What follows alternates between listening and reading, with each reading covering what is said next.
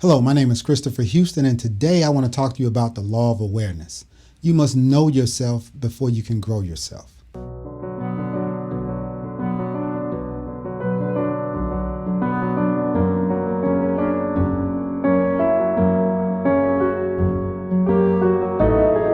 Hello, my name is Christopher Houston, and today I want to talk to you about the law of awareness. I'm teaching this law as part of a program that I'm doing at work. And the law of awareness says you must know yourself before you can grow yourself. We need to become aware of who we are, and we need to become aware of our passion. Today I will be giving you steps on how to become aware of yourself. James Russell Lowell was quoted as saying, "No one can produce great things who is not thoroughly sincere in dealing with himself." We need to become more aware of who we are. We need to become more aware of our passion, and we need to become more aware of our purpose. Quick story about Albert Einstein and his chauffeur. You see, his chauffeur was driving him around to speak at all of these engagements. And of course, Albert Einstein was speaking on the law of relativity. Well, the chauffeur had heard the story so many times. He and Albert were in the car and he was talking and he said, "Listen, Albert," he said, "I've heard this speech so many times. I could probably get up there and give the speech for you tonight." So Albert Einstein just started laughing and said, "Okay, I'll tell you what, when we get there, we'll change clothes. You go up on stage, I'll stand in the back, and you give the speech, and we'll see how it goes." So the driver, who was aware of himself, said, "Fine, let's do it." So they get there, and the driver gets up, and he gives the speech, and it was almost flawless. It was to the point where everyone stood up at the end of the speech and gave him a standing ovation. Well, as he turned to walk off the stage, one of the PhDs sitting in the front said, "Excuse me, Mr. Einstein, I have a question." So the driver said, "Go ahead with your question." He started asking this question that was so complicated that very few people, not only in that room, but very few people in the world could answer that question. The driver didn't flinch. He let him finish and said, "Wow." He said, "Listen, that question, everybody in here probably thinks that question is very complicated." He said, "But I tell you what, that question is not complicated. As a matter of fact, my driver that's standing in the back can answer that question." You see, he was aware of himself. Let's talk about being aware of ourselves. We do this by asking ourselves 6 questions. Question number 1. Do you like what you're doing now? Have you ever been around a person who hates what they're doing now or hates their job? I mean, isn't it draining to be around them? Don't they suck the life out of the room when they come in? There's a lot of people who they might call me and they'll say, "Chris, I need some help on my job," or "Can you help me with my resume," or something like that. I have no problem doing that. But when someone calls me and says, "Chris, I hate my job. I don't know what I want to do. I don't know what I can do. Can you help me?" Well, I mean, to me, the question is simple. Get another job. In the past 14 years, I've had 11 different positions. And no, I wasn't fired from a bunch of positions. I just moved on. I've disliked only one of those positions. And it took me about 5 months worth of applying for other jobs to get a new job to move out of that position into something that was more along the lines with my passion. If you don't like what you're doing, move toward doing something else. The second question you should ask yourself is, what do you like to do? And what are you passionate about? There's a relationship between finding your passion and reaching your potential.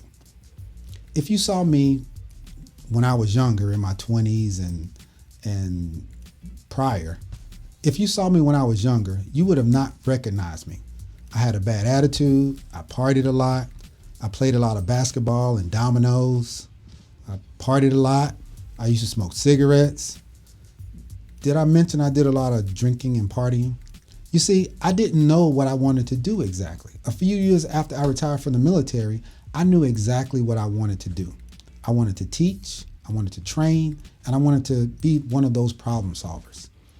I went back to school, I completed some more of my education, and started on my journey, which has landed me here today.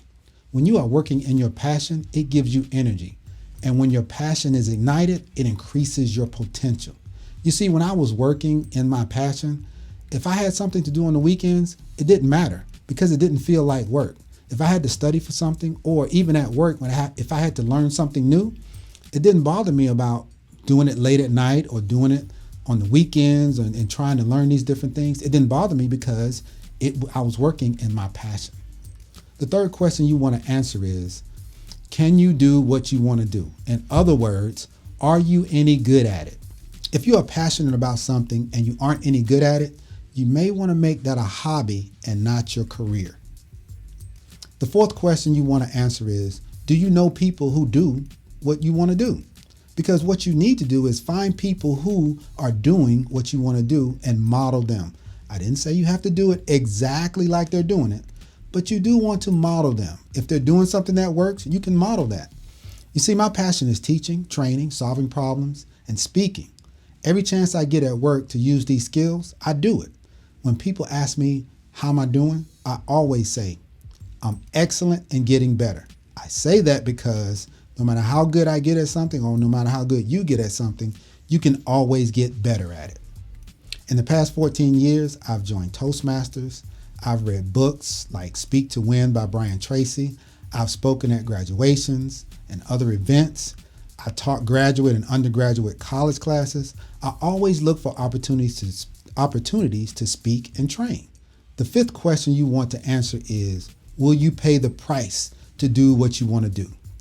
The price isn't always money. The price could be time. When you really want to do something, it takes time to get good at it. What is it, 10,000 hours? If you haven't heard of that 10,000 hour rule, look it up. If the time is an issue, think about how much time you spend watching TV. Use some of that time. Jim Rohn was quoted saying, time is more valuable than money. You can get more money, but once you spend a day, you can't get that back. The sixth question you want to answer is, when can you start doing what you want to do? Or at least start moving in that direction. There's a saying, experience is the best teacher. I don't believe that. What I believe is evaluated experience is the best teacher.